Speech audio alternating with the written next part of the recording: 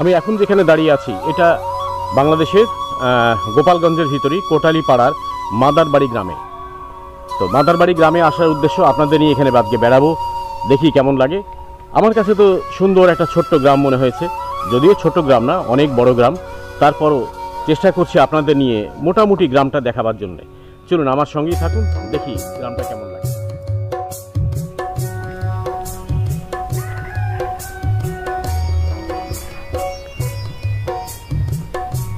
সামনেই দেখতে পাচ্ছি সুন্দর মাছ ধরার জন্যে মানে ত্রিভুজ আকারে একটা জাল পাতা আছে।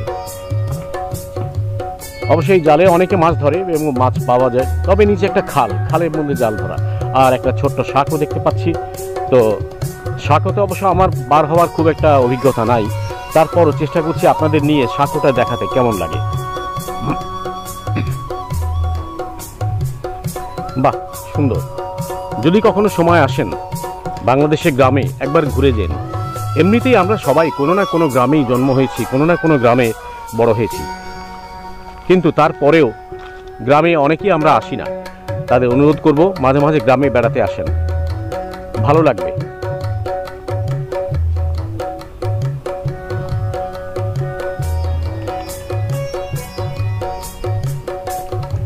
এটা হচ্ছে সাঁকো। আমি একটু সাহস করতে চাচ্ছি সাঁকোতে ওঠার জন্য, কিন্তু পুরো সাহস পাচ্ছি না, তার কারণ আমার সাঁকোয় ওঠা খুব একটা অভ্যেস নাই।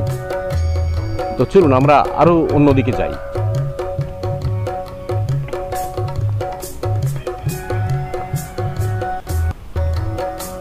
সুন্দর একটি গ্রাম।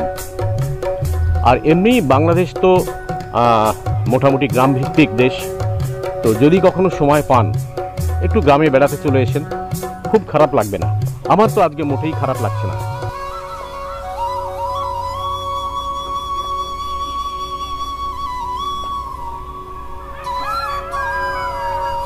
এই গ্রামের নাম হচ্ছে মাদারবাড়ি।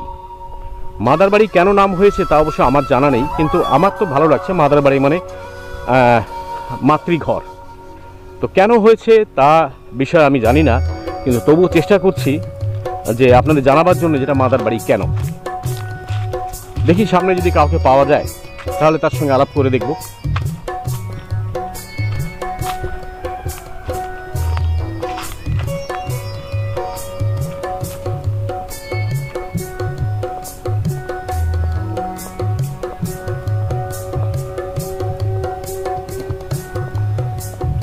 আমরা একটু পরে অবশ্য এই বাড়িতেই ঢুকবো, কিন্তু এই বাড়িতে যে ঢুকবো কাউকে তো দেখছি না।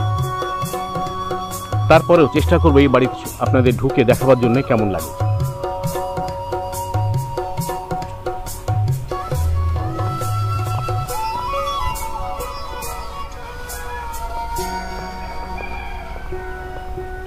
আমরা বাড়ির এরিয়ার মধ্যে প্রায় ঢুকে পড়েছি।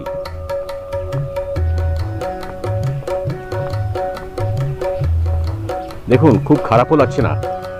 ডান দিকে কিন্তু মোটামুটি ছোট একটা পুকুর, যেটাকে অনেকে পুষ্কুনি বলেন, আর দূরে দেখতে পাচ্ছি একটা চার্চ, আর বাদিক দিয়ে যে আমরা হাঁটছি পুকুর পাড় দিয়ে।